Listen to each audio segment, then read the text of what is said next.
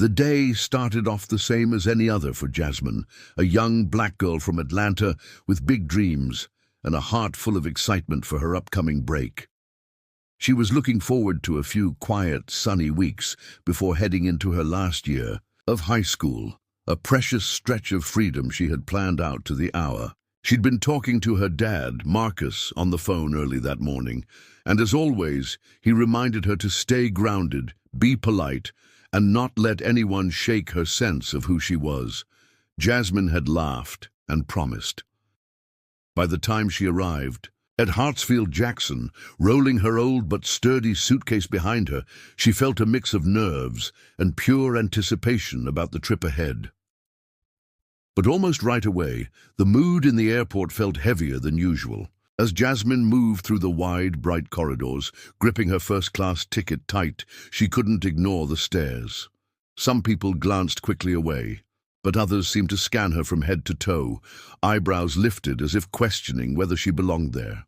She tried to brush it off and kept remembering her dad's voice telling her to walk proud and ignore negativity. But each new look or whispered word landed on her shoulders and weighed her down a little more. With each step closer to the gate, her excitement mixed more and more with discomfort. She'd earned this trip, the ticket an early graduation gift from her aunt, the hard work all hers. Still, in that busy terminal, surrounded by people rushing or chatting or quietly watching, Jasmine felt almost invisible and far too visible at once. She took a deep breath, adjusted her headphones, and focused on the boarding screen, willing her confidence to push through. But that sense of not quite fitting, of being out of place, lingered like a stubborn shadow. It didn't help that the staff at the check-in counter seemed surprised to see her in the priority line. The agent, a pale woman with a name badge that read Sharon, double-checked Jasmine's ticket twice, then managed a tight smile without meeting her eyes. Even little things like this chipped away at Jasmine's excitement. Still, she remembered. Her dad's lessons about dignity, there, steady in her mind, were his words, telling her to keep her head up, to let nothing and no one dull her spark. When Jasmine finally reached the boarding gate, the atmosphere didn't get any lighter. If anything, the tension in the air settled in a little heavier. She was met by a man in a dark blue blazer and a silver tie. His name badge read Mr. Douglas, and he was clearly with Delta Airlines, ready to supervise the process. There was something in the way he looked at her that made Jasmine stand a bit straighter. His eyes, sharp and unblinking, traveled from her worn Atlanta Braves hoodie down to her scuffed sneakers, and finally landed on her backpack, as if searching for a reason to doubt her. Mr. Douglas didn't even try to ease the silence. He just held his hand out, waiting for her boarding pass, and looked at her the whole time with a face that didn't offer so much as a hint of welcome. Jasmine, doing her best to keep calm, passed him her ticket with a small smile, the type you use when you want things to go smoothly. He hardly looked at her, focusing instead on the ticket. He took a long, deliberate moment, his thumb rubbing at the printed name like he expected it to rub off. Then he double-checked the seat number and the class, the skepticism practically written on his face for everyone to see. When he handed the ticket back, his fingers barely touched hers, and his eyes didn't meet hers for more than a second. In a voice that was all business, he told her to move aside for the next passenger, as if Jasmine's presence was already some sort of inconvenience. She stepped to the side, cheeks burning, wondering if this was just the way adults got sometimes, or if there was something more to it. She could feel the stares from others in the line, some curious, some maybe just trying not to seem like they noticed. But the message from Mr. Douglas was clear. She would have to justify being there, like she needed to ask permission for every inch of space she took up in the first-class area. Jasmine tucked her ticket and ID away, with hands that refused to stop shaking. Her mind flashed back to her dad's patient reminders. Act with pride, don't react with anger, don't let them see you stumble. She straightened her shoulders, put her headphones back on, and told herself she belonged here, whether anyone else believed it or not. Inside the plane, Jasmine hoped the atmosphere would shift, maybe even improve. But things pretty much stayed the same. As she stepped into the first-class cabin, she was met by a flight attendant named Karen, whose shiny blonde hair and perfect uniform stood out. Karen greeted her with a tight-lipped smile that barely reached her eyes, more polite than warm, and definitely not the kind of welcome Jasmine had seen given to the passenger in front of her, a middle-aged white man in a business suit who got an easy chat and a real smile. Jasmine moved down the aisle, clutching her backpack, and found her seat, 3A, right by the window, just like her aunt had promised. She tucked her bag under the seat and tried to get comfortable, but she could feel Karen's gaze lingering a little longer than it should have. It was like she was waiting for Jasmine to do something wrong, double-checking if Jasmine had somehow wandered into the wrong section. It made Jasmine feel exposed, like the whole first-class cabin was silently wondering what she was doing there. As the cabin filled and other passengers settled in, Jasmine tried to shake off the weirdness. She plugged in her headphones and scrolled through the in-flight movie list, choosing a comedy to lighten her mood. Now and then, she peered out the window, watching the busy crew down on the tarmac and the steady stream of planes lining up for takeoff. The view, usually such a comfort, seemed dull this time. Every so often, Karen or another flight attendant came down the aisle, serving drinks or answering passengers, but their politeness to others was missing in their interactions with Jasmine. Instead, she got quick, clipped responses, an extra check of her ticket stub, as if she might disappear if they looked away. She did her best to ignore the feeling of being evaluated with every move she made, but it was like a cold draft running through the fancy cabin, a chill that never really left. Even the little things felt off, like how her request for water took longer, or how nobody asked if she was comfortable.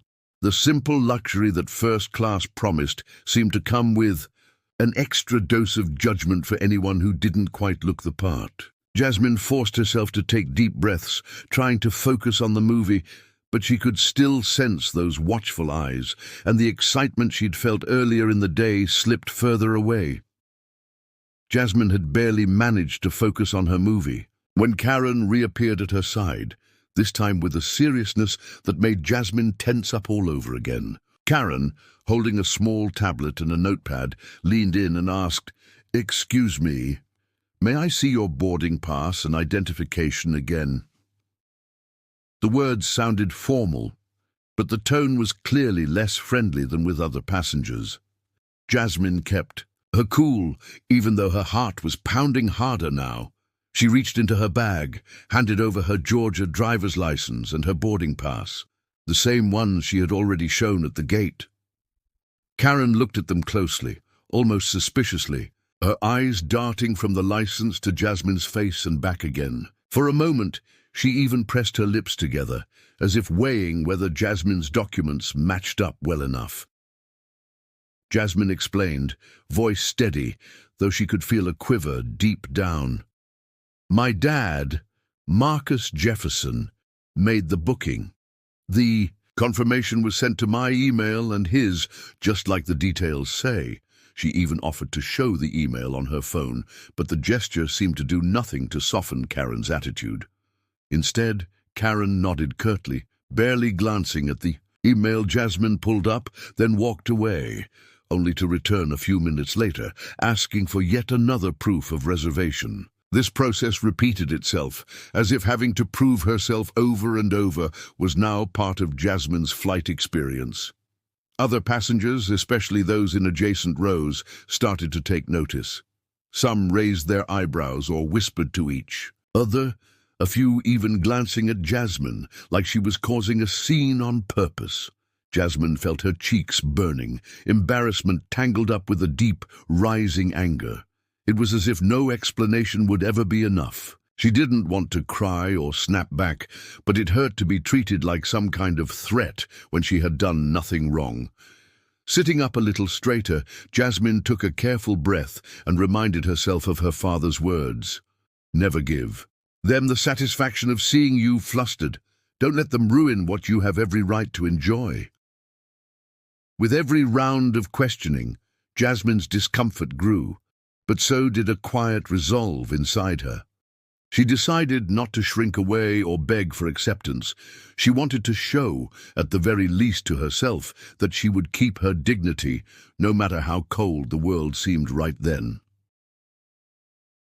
Out of nowhere, Mr. Douglas, the stern airline agent from the gate, came down the aisle beside Karen, making a straight line for Jasmine's row. Every step they took seemed to pull the air out of the cabin, turning the buzz of flight prep into a tight, prickly hush. Passengers around Jasmine shifted in their seats, picking up on the tension even if they didn't understand what was going on. Both Mr. Douglas and Karen stopped at Jasmine's seat. He leaned in, giving her the same cold look he had used at the boarding gate, while Karen now hovered nearby, keeping a watchful eye as if expecting trouble. "We need to see your boarding details and identification again," Mr. Douglas announced. His voice was low and calm, but left no space for argument. "There's a concern regarding our security protocol, so we need to check the origin of this ticket and confirm your identity." Jasmine's fingers trembled just a bit as she pulled out her ID and the booking receipt, again, hoping no one could see the mild shake in her hands. Passengers peeked over magazines and around seatbacks, their eyes all suddenly on her. Some stared openly, a few whispering to the person beside them as if piecing together the story. Mr. Douglas and Karen looked over the documents, flipping between screens on a device and cross-checking her details with extra scrutiny. "Can you tell us who purchased your ticket?" Karen asked for what felt like the fourth time. "My dad did. Marcus Jefferson. He used his card. I have the email confirmation and the receipt on my phone," Jasmine replied, trying to keep her voice even. Even so, the shame of being singled out like this in front of strangers settled like a heavy blanket over her shoulders.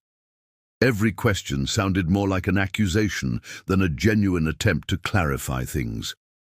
The words cut deeper than she expected, bruising her pride in a way that made her want to either disappear or shout back. She could see a young woman across the aisle glance over with a worried expression, while an older man up ahead frowned as if Jasmine herself was somehow the problem. Despite her heart racing and her hands starting to sweat, Jasmine sat tall in her seat. Something inside her started to push against the panic. She wasn't going to simply let this break her.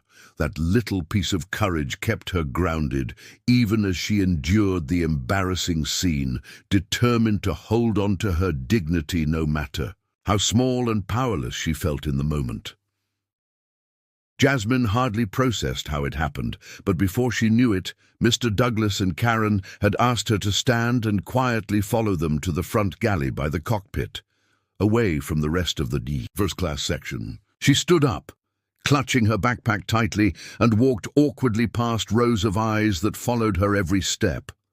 The cold, bright galley felt cramped and hostile, filled with shiny metal carts and awkward silence.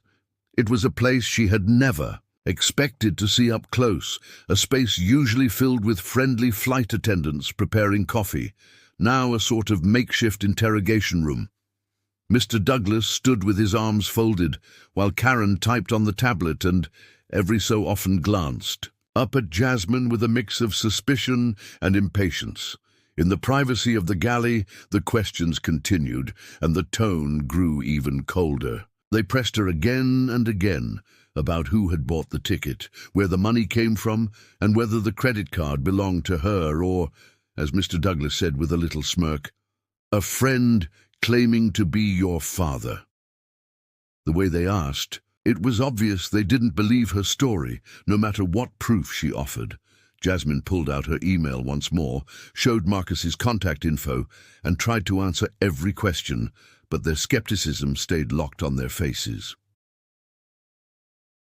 The worst part was hearing them speculate, almost joking between themselves, about whether she was telling the truth. Their voices dropped sometimes, but Jasmine caught phrases here and there. Words like credit card scam and identity theft. Each hint of disbelief stung. Even when Jasmine calmly repeated that Marcus was her dad and she could give his number, they barely listened. It was like every explanation she gave only fed their doubt. She felt alone, boxed in by people who had already decided who she was, and nothing she said was ever enough. Eyes from the cabin watched through the half-open curtain, and the humiliation pressed in close. Just knowing strangers were witnessing her being singled out and questioned made the experience that much worse. Jasmine never imagined feeling so exposed and powerless, as if she could be tossed off the flight at any minute, accused of something she had never done. The boundaries she thought she had to face that day became real walls, closing in with every careless, doubting word. In that tiny galley, Jasmine could feel the tension humming between her and the airline employees. She realized this wasn't just about questions now. Mr. Douglas and Karen were talking to each other, almost dismissively, about what proof really meant. Jasmine tried to hold her ground, explaining again that Marcus was her father and showing for the third time their text message thread. Photos of them together at family gatherings around Atlanta, and emails about the flight confirmation. She even tapped her phone screen to call Marcus. He had promised to stay by his phone, just in case something like this happened, but Mr. Douglas waved it away, muttering that messages like these can be faked in a minute, and Karen barely glanced at the photos Jasmine scrolled through with her thumb. Jasmine's hope drained with every uninterested shake of their heads. The longer it went on, the more Jasmine sensed that the real problem had nothing to do with paperwork or security rules. There was this sharp edge to their tone, a twist in each question that made it clear they doubted everything about her. Even the suggestion of a simple follow-up, check, a basic phone call to Marcus's office, or a quick reservation look-up through official company channels, was shot down immediately. "We do not have time for that on a boarding flight," Karen insisted, her voice tight.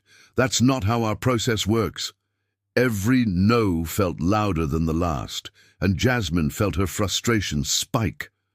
Jasmine's cheeks were burning, but it wasn't just embarrassment anymore. Every time her proof was brushed off as if it meant nothing, the weight of the moment pressed down on her a little more. The unfairness was undeniable. Even as her hands shook, she tried to keep her chin up, refusing to let her eyes fill with tears. The sound of passengers shifting in their seats on the other side of the curtain was a constant, quiet reminder of her exposure. The whispers, the sympathetic looks from some, the skeptical side eyes from others. What truly got to Jasmine, though, was how obvious the officer's bias became to everyone watching. It wasn't just her imagination, the cold stares, the instant dismissals, even the way they interrupted each other to point out her gaps or supposed mistakes. None of it matched the rules she knew or anything she had ever seen on the few other flights she had taken. Every moment just stacked onto the humiliating truth that she was being treated differently and unfairly right there in front of the whole plane. It all happened so quickly that Jasmine barely had time to react. Out of nowhere, Mr. Douglas reached out and grabbed her arm, his fingers digging harder than necessary into her skin. The painful grip made her gasp, and she instinctively tried to pull back, but his hold only tightened. In that moment, all the words and explanations she had given seemed to disappear. The only thing that mattered was the ache in her arm and the shock in her chest. She realized with a sick feeling that his rough treatment had already left a mark.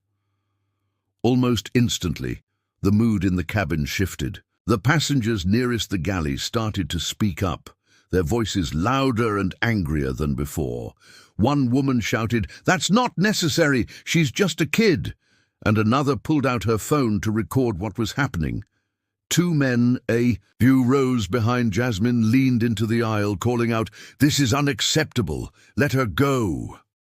Phones were soon raised everywhere, little red recording lights blinking as passengers began to document the scene. The soft buzz of whispers turned into an angry storm of protest, echoing up and down the aisle. The sound and chaos seemed to shake some of the flight crew. One attendant, a tall man named Chris, stepped forward and tried to position himself between Jasmine and Mr. Douglas, quietly urging, "There's no need for all this. We can talk this out." Karen hesitated for a second, her eyes flickering with something that looked almost like doubt. Still, her voice stayed firm as she said, "We're just following procedures," though the words seemed thinner now, as if she wasn't sure anymore. Passengers continued to call out, some demanding to speak to the pilot, others begging the staff to stop what they were doing. Jasmine, scared but also strangely relieved, finally saw that she was not alone. People she had never met, people who might have looked right past her earlier, were now loudly standing up for her. Someone offered to call her father right away. Another person reached out, gently touching Jasmine's shoulder and whispering, "Hang in there." The solidarity was unexpected, but it gave Jasmine a little extra strength, helping her hold back tears as she found her voice enough to say, "Please, all I want is to call my dad and go home." Even in the middle of all the chaos and embarrassment, she could finally feel the difference that real support and empathy could make. As the uproar in the cabin grew, someone toward the front stood up and drew everyone's attention. His voice was strong but calm, cutting through all the background noise. "My name is Henry Bennett. I am an attorney, and I am recording everything happening here." Henry made sure his phone camera captured the faces of both the crew and Jasmine. He continued, "If you do not stop this immediately, I will personally see to it that these actions are reported. What is happening is illegal and unacceptable." The way he spoke, clear, measured, and with a sense of command, sent a ripple through the crowd, and for the first time, real uncertainty flashed on the faces of Mr. Douglas and Karen. Passengers started murmuring Henry's words, emboldened that someone with authority and legal knowledge was on Jasmine's side. Some recorded their own videos, others spoke up in agreement, and soon it was obvious to everyone that the atmosphere had changed. No longer was Jasmine an isolated target. She was surrounded by people willing to testify. The collective anger swirling inside the cabin forced the crew to pause. What had seemed like control was now slipping out of their grasp. Jasmine felt a surge of relief and power that she had not known was possible. The pain in her arm where Mr. Douglas had grabbed her was still there, but it was now mixed with a stronger feeling: hope. She stood up a bit straighter as Henry spoke, not just for himself, but for everyone watching. "Jasmine, you have the right to be treated with respect and dignity. I will make sure these videos get to the news if this isn't resolved right now." His words made it clear that she was not just at the mercy of the crew or airline. She had allies and undeniable evidence piling up in her favor. The staff struggled to keep their authority, but every new protest and camera pointed toward them made their position weaker. Jasmine, once silenced by humiliation and fear, now found the courage to speak more firmly for herself. Her voice no longer trembled as she said, "I expect to be treated fairly. I have done nothing wrong, and you all know it now." It was a turning point, one that showed Jasmine she was no longer powerless. With dozens of witnesses and proof on her side, she could finally imagine the nightmare ending and justice beginning to shift back where it belonged.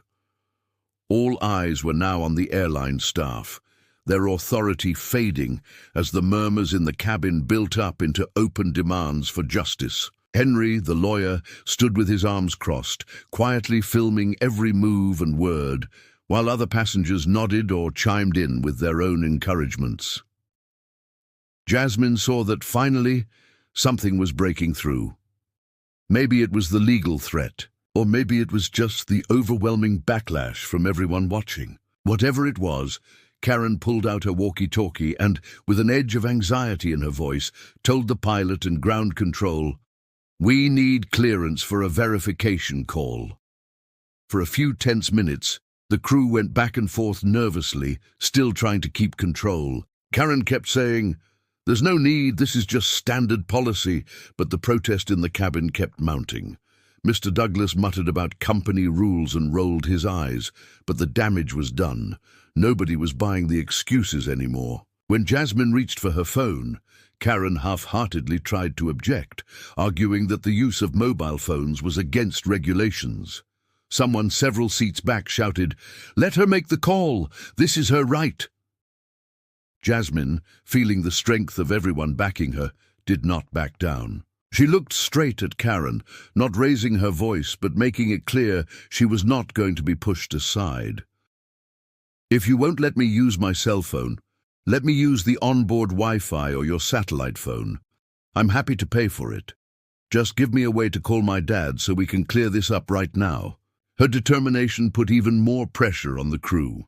Bottled-up frustration turned into a quiet, stern resolve. She was not about to let another arbitrary rule rob her of basic dignity. Slowly, grudgingly, Karen relented. She handed over Jasmine's phone, and for the first time all day, Jasmine's hands stopped shaking. Chris, the flight attendant who had looked uncomfortable earlier, whispered an apology and made sure she had access to the Wi-Fi. The other crew members, silent and clearly feeling exposed by everyone's stares, hovered close but did not interfere. Jasmine took a deep breath and dialed her dad's number, hearing the first rings echo through the tense cabin. All at once, she realized that while humiliation and fear had held her hostage for so long, solidarity and persistence were finally breaking the hold these strangers had over her life. As Jasmine tapped her father's work number into her phone, the cabin grew completely silent. Even the hum of the plane seemed to fade away under the weight of everyone's attention. She could feel dozens of eyes watching, passengers and crew both, waiting to see what would happen next. Every ring seemed to stretch on forever, and Jasmine gripped the phone so tightly her knuckles turned white. In that moment, she felt every bit of uncertainty and fear bubbling up. What if Marcus was in a meeting and couldn't answer? What if she got stuck with a robotic answering service or shuffled from one extension to the next? Even with all the support she'd gathered from strangers, the possibility of another delay made her heart pound in her chest. Finally, someone picked up. It was Deborah, the friendly corporate secretary at her father's office. Jasmine's voice was shaky as she explained the situation, how she was on a Delta flight, being questioned and accused because of her ticket and desperately needed to prove who she was. Deborah, instantly recognizing Jasmine, answered with a calm authority that sent a little wave of relief through her. "Do not worry, Jasmine. I will get your dad right away, and I'll stay on the line until everything is sorted. Just stay calm and hand the phone to whoever is handling the situation." The reassurance from Deborah helped a bit, but Jasmine knew this wasn't just about clearing up a misunderstanding. She still felt exposed, reminded on every level that it might take more than just one confident phone call to repair what had unfolded in the last hour. The staff, Karen, Mr. Douglas, and even the other flight attendants, hovered awkwardly close, listening for every detail as Deborah smoothly put the call on hold. Everyone on that flight could hear the uneven echo of hope and fear in Jasmine's breathing. It was clear that what she was fighting for was not just to stay on the plane, but to finally have her truth acknowledged. Jasmine looked up and caught Henry's supportive nod and the worried looks from a few kind passengers. In those brief minutes of waiting for her father, she allowed herself to believe that maybe, finally, she wouldn't have to face everything by herself. Even as she waited, shoulders tense, she finally felt the beginning of a shift. Maybe justice would not be instant, but this moment could finally bring the truth into the open. After what felt like years, but was only a minute or two, Jasmine finally heard her father's voice on the line. Marcus's tone was equal parts warmth, worry, and outrage. He was a no-nonsense manager at a big Atlanta consulting firm, and anyone who knew him could tell immediately when he was upset. "Jasmine, are you all right? What is happening?" he asked, his voice carrying a weight that even the nearest attendants could not ignore. Hearing Marcus steadied Jasmine more than she expected. She took a shaky breath and told him everything. How the crew had accused her of having a fraudulent ticket, how Mr. Douglas had grabbed her arm so hard it was bruised, and how other passengers had taken out their phones to film after things got out of hand. She mentioned that she had tried to show proof through texts and emails, but was ignored again and again. With each detail she shared, Marcus's anger grew more obvious. His voice became even firmer. "Put the head flight attendant on the phone, now." Reluctantly, Karen took the handset from Jasmine, her confidence clearly shaken. For the first time, she was staring down a parent with true authority, not just a frustrated passenger. Marcus spoke quickly but clearly, identifying himself, explaining his position, and making it absolutely clear that every part of this incident would be reported to the company's legal department. He called out the names Jasmine had texted, him, Karen, and Mr. Douglas, and said firmly, "You need to understand that you have already crossed several legal and ethical lines." As Marcus continued, you could watch the change ripple across the flight attendants. The nervous smiles disappeared, replaced by red faces and downcast eyes.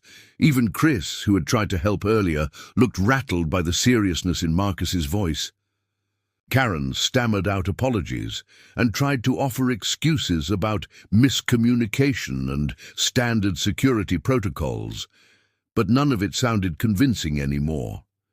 Some of the surrounding passengers murmured, "Good for him," under their breath, and Henry, the lawyer, nodded with respect, recording the exchange for extra measure. Jasmine felt the relief of her father's support pour over her. The situation was not yet resolved. The frustrating reality was that fixing everything would take more than one call, but for the first time, she saw the staff truly recognize the unfairness of what had happened, and knew that she would not have to see this fight through alone. As Marcus continued to press the issue, things moved fast. Karen, her hands visibly shaking as she struggled to hold the phone steady, connected Marcus with both Rebecca, the cabin manager back at headquarters, and Stephen, her direct supervisor based in New York. The phone was placed on speaker so everyone gathered near could follow. Marcus wasted no time, explaining with crisp detail exactly what had happened from Jasmine's first interaction with the staff to the rough handling and the passengers rallying in her defense. He laid out the seriousness of the accusations, naming every crew member involved and describing how the public outcry on the plane had left them with no room to hide their actions. Rebecca's voice came through just as steady as Marcus's, though there was an unmistakable unease in her clipped tone. She tried to ask Karen for an official update, and even though Karen tried to explain, her words came out in fragments, stringing together regulations and company policy that sounded less and less believable. Stephen attempted to interject with talk of protocol, but Marcus cut him off, stating plainly, "You have passengers recording everything. This incident is already outside the cabin. I suggest you start handling this with transparency before the damage multiplies." The weight of Marcus's position, plus the unmistakable recordings and eyewitnesses, tipped the scales. The authority was no longer with the airline staff. It landed squarely with the people who had the power to fix the mistake. All around, flight attendants fell quiet. A couple of them exchanged worried looks, whispering to each other as the gravity of the situation settled in. The atmosphere was stripped of any sense of control the staff had been holding on to only minutes before. Jasmine stood near the phone, finally able to breathe a little easier as she watched the people involved lose their nerve, fumbling for the right words and failing to find them. It was clear to everyone now, especially to the rest of the passengers who had seen the whole ugly mess unfold, that these vague excuses and defensive tones held no real weight. Even when the official apology came, it was vague and half-hearted, just enough to say the words, but with none of the real substance that could undo what had happened. It only made the attempt at sweeping things under the rug feel more obvious. Jasmine, surrounded by witnesses and real support, no longer felt as alone. The airline's effort to normalize what had happened was unraveling fast, and nobody on board could pretend otherwise. After the tense phone call finally wound down and the dull buzz of the airplane returned, Jasmine found herself a little dazed as she made her way back to her seat. It was not exactly a walk of victory. Her legs still felt like jelly, and her mind spun with everything that had just happened. But as she reached her row, the people nearby seemed to come alive with kindness. One older woman on the aisle patted Jasmine's arm and whispered, "You were so brave, honey." A college kid seated across the aisle gave her a quiet thumbs up, his eyes wide with encouragement. Henry, who had not stopped recording, offered a gentle smile and reassured her, "There are a lot of people on your side." A few others murmured their support as she sat down. Someone quietly passed her a bottle of water, and a businesswoman in the next row leaned over to let Jasmine know she would be willing to vouch for everything, if necessary.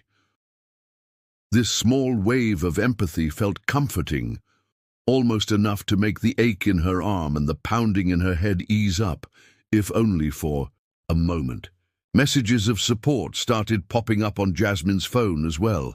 Texts, social media notifications, even a direct message from a journalist who had caught wind of the unfolding story through a passenger's live stream. Yet for all these acts of kindness, Jasmine could not quite shake the sense of what had actually happened. She could already tell this moment would be carved deep into her memory. Her life had been smashed against something bigger than her, a wall of old habits, power plays, and the fearsome force of public humiliation. No amount of apologies from the airline or supportive messages from strangers would undo the bruising. Grip of Mr. Douglas's hand, the chilly looks from the rest of the flight crew, or that freezing moment when the entire cabin stared at her, like she was a spectacle and not a person. That realization settled over her quietly as the plane kept cruising east, Atlanta's night sky blinking darkly beyond the oval window. Jasmine understood that her story, whether she wanted it or not, had become part of something much larger, a conversation about justice, dignity, and how easily the powerful could become powerless when the truth was laid bare for all to see. The minutes ticked by, and the plane began its descent toward Atlanta. The cabin was thick with tension. The usual excitement that came during landing just wasn't there. Instead, passengers whispered quietly, shooting sideways glances at the crew members who had started this whole mess. Even the flight attendants, who had not been directly involved, seemed uncomfortable, moving down the aisles with stiff politeness, their eyes avoiding Jasmine's row. The air barely felt like it was moving, as though everyone on board was bracing for something big to happen as soon as they touched down. Jasmine could sense all of it. She watched the way people glanced her way, not with pity or curiosity, but with support. Some folk just shook their heads at the sight of Karen and Mr. Douglas, now avoiding the passengers as much as possible. She heard snippets of conversation, people comparing what they had witnessed to stories on the news, or discussing whether they would ever trust airline staff again. It was clear that this flight was ending in a way no one would forget. Her phone, silent for most of the ordeal, started vibrating with a rush of notifications the second the cell phone's permitted chime sounded. Screens lit up around her as passengers refreshed their social media feeds. Within seconds, Jasmine saw her name showing up on trending hashtags, with people from all over sending messages of support, outrage, or even just disbelief. Some shared video clips filmed from different seats, others offered encouragement and demands for justice. A few of Jasmine's friends, having caught wind of it, called and texted, checking in with worried words and emojis. She felt like she was at the center of a hurricane. Swirling around her was the sudden attention from strangers, the press, and everyone within the plane and outside it. Word had gotten out so quickly that even before they landed, stories were circulating that something big had gone down on Delta Flight 475. The knowledge that reporters and news cameras would almost certainly be waiting at Hartsfield-Jackson International made Jasmine's heart pound all over again. She was uncertain if she would have the words or strength to walk through that next test after everything she had carried on this flight. Yet, as anxious as she felt, Jasmine also saw how far the truth had traveled and how the walls that once hemmed her in were now crumbling in public view. As soon as the plane touched down at Hartsfield-Jackson, the familiar jolt of landing wheels snapped everyone out of their tense silence. But instead of the usual scramble to grab luggage, people stayed in their seats, watching as two uniformed airport security officers quietly made their way toward Jasmine. She stood up, clutching her backpack tightly, cheeks flushed as she walked, past the rows of strangers who had just witnessed so much of her struggle. The officers nodded at her, their expressions serious but not unkind, and guided her through the jet bridge. Whispers of "good luck" and "we're with you" followed as she passed by. Even in those heavy moments, the support landed softly on her shoulders. When the doors slid open on the marked, authorized personnel-only corridor, Jasmine was met with a sight almost as overwhelming as the incident itself. Dozens of news cameras, microphone flags with all the big networks, and cell phones poked through a narrow barrier set up by airport officials. Reporters called out questions in every direction. "Jasmine, can you give us a statement? What are you feeling right now? Do you think Delta did enough to prevent this?" The flashes from cameras made the white walls seem even brighter, and Jasmine blinked hard, almost wishing she could disappear for just a minute. Then she spotted Marcus, her father, standing beyond the crowd. He looked tired but steady, and as soon as Jasmine broke through the gauntlet of media, he stepped forward and wrapped her in the tight kind of hug she remembered from her childhood. For a moment, the noise faded away. Jasmine let herself sink into the safety of his arms, letting out a breath she'd been holding since the first confrontation on the plane. In that hug, she felt waves of relief, the bitter bite of sadness, and a strange sense of pride that Marcus was in her corner. But the world outside that embrace carried on. The voices and flashes pressed in again, and Jasmine realized that the real impact of the day stretched far beyond what she or her father alone could cope with. Questions would keep coming, videos would keep spreading, and justice, whatever form it would finally take, might be just as complicated and exhausting as what she had already survived. All she wanted in that moment, though, was a quiet room, and the time to remember who she was before every stranger knew her name. Inside a quiet conference room, on the executive level of the terminal, Jasmine sat next to her father, finally free from the noise of the media and the crowded arrival halls. Marcus wasted no time calling a meeting with Delta's top regional director and their head of legal affairs. He spoke clearly, with no trace of anger, just a firm resolve. He made it known that this was not going to be something swept under the rug or brushed off by statements and empty apologies. With Jasmine sitting right there, Marcus demanded a full investigation into what had happened, starting with Karen and Mr. Douglas, but also reaching anyone who might have enabled or ignored the mistreatment. He explained that his motivation was not revenge, but rather a commitment to the values the company plastered on every advertisement and training manual: fairness, safety, integrity. The executive team listened, shuffling papers and nodding where appropriate. The regional director promised that the case would receive maximum attention.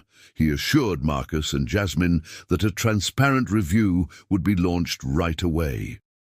Words like accountability, corrective action, and zero tolerance filled the air. There was mention of disciplinary processes, retraining, and possible termination for those responsible, depending on what internal and external investigations found. They admitted the company needed to acknowledge its failure, not just quietly behind closed doors, but publicly as well. Though Jasmine felt relief that something official was happening, her relief was tangled with doubt. She had grown up trusting her dad and believing in the systems he helped lead. But after everything she had experienced, the public humiliation, the scrambled efforts to save face, the flood of reaction online, she found it hard to trust in corporate promises alone. Even when the people vowing to do the right thing included her own father, that gap between words and reality seemed painfully large. Sitting in the soft leather chair, Jasmine realized that true justice went deeper than any statement a spokesperson could give or any policy change put on paper. She wondered if the attention from the media would really push for change, or if the airline's leadership would just contain threats until people lost interest. Marcus squeezed her hand, offering a silent promise, but Jasmine knew the fight for justice and real accountability was only just beginning, not just with Delta, but everywhere she went. The weeks that followed made everything bigger and far more personal than Jasmine ever expected. What started as a tense flight across the country grew into a national story. News anchors on every major American network broke down the incident. They played the passenger videos on repeat, interviewed experts about why these things kept happening, and brought in people with their own stories of discrimination on airlines. Editorials started popping up everywhere, asking what companies like Delta were actually doing to address racism and abuse of authority, instead of just talking about it when trouble hit. The airline suddenly found itself at the heart of a debate, much larger than a single bad flight. Jasmine tried to go about her days, but she could not avoid the headlines or the angry posts online, or even the hashtags that circulated with her name and Delta's in the same sentence. Strangers messaged her constantly. Some wanted to encourage her, others wanted her to push harder, and a few just wanted to share their own stories. It was exhausting, but her father Marcus reminded her that these moments could be used for something good if she wanted them to be. After a lot of discussion, and with her father right by her side, Jasmine finally agreed not to stay silent. It was scary, especially since every move she made seemed to attract even more opinion. Still, she felt a responsibility. So, with Marcus holding her phone just off camera, Jasmine decided to tell her side of the story in her own words. She kept it simple. In her public statement, Jasmine thanked the passengers and the strangers online who had supported her and spoken up when things went wrong. She explained that she had never asked for this attention, but since it was here, she wanted it to matter. Jasmine called for real, lasting change in the way airlines trained their employees, for everyone, not just for the people caught on video. She made it clear that apologies were not enough. What mattered was that the company, and others like it, listened and acted, so nobody else would be forced to go through something like this ever again. As she finished recording and sent the video off, Jasmine knew she could not control what would happen next, but she felt steadier for speaking up, not just as a victim, but as a young woman taking ownership over her own story. Delta did not waste much time responding to the rising outrage. Within just a few days of Jasmine's public statement, the company made it known that they were moving forward with a full internal review. The results, when they came, were pretty direct and left no room for excuses. Mr. Douglas, whose name now appeared constantly in news articles and social media threads, had a long paper trail of prior complaints and questionable conduct. most of which had quietly been filed away by middle managers. This time, though, with everything under intense public scrutiny and the company desperate to save face, it was different. Mr. Douglas was fired on the spot, not suspended, not reassigned, just let go, with no fanfare. Karen, the flight attendant, who had claimed endlessly she was just following orders, faced her own reckoning. The investigation made it clear that she had gone far beyond just doing her job. In fact, evidence showed she had been an active part of the decisions that hurt Jasmine, that her silence and participation made the situation much worse. For that, Delta dismissed her too. It felt to Jasmine and Marcus like something was actually being done, not just talked about, but really happening in the real world, like a sort of validation for all the stress they had lived through. Through it all, Jasmine was not left to fend for herself. Support rolled in from all kinds of places. A lawyer named Michael Harris reached out first. He made it clear he wanted nothing more than to help Jasmine get what she deserved, just as he had done for other clients in high-profile cases. Other supporters, many of them strangers, forwarded contacts for advocacy groups and experts offering pro bono help. There was a sense that folks were not just rooting for Jasmine anymore, but for a bigger shift in how people were treated in these systems. People began to organize meetings and online forums, sharing advice and planning protests. It surprised Jasmine to see how quickly that spark of outrage was turning into something strong and organized, a wave of people who refused to let her case get swept under the rug. Through her fatigue, Jasmine started to believe it might be possible for real change to come out of such a painful experience, seeing firsthand how anger and hope could build the beginnings of a new future. The day finally came for Delta's official public response, and the weight of it hung over Jasmine and her father like heavy air before a storm. Reporters packed the room at a downtown Atlanta hotel, bright television lights trained on the small stage up front. Jasmine wore a simple blue sweater, her hands folded quietly in her lap, while Marcus, dressed in his usual business suit but looking far more vulnerable than most had ever seen him, took his place beside her. The hum of whispered conversations, clicking cameras, and shuffling notepads filled the room as everyone waited for the press conference to start.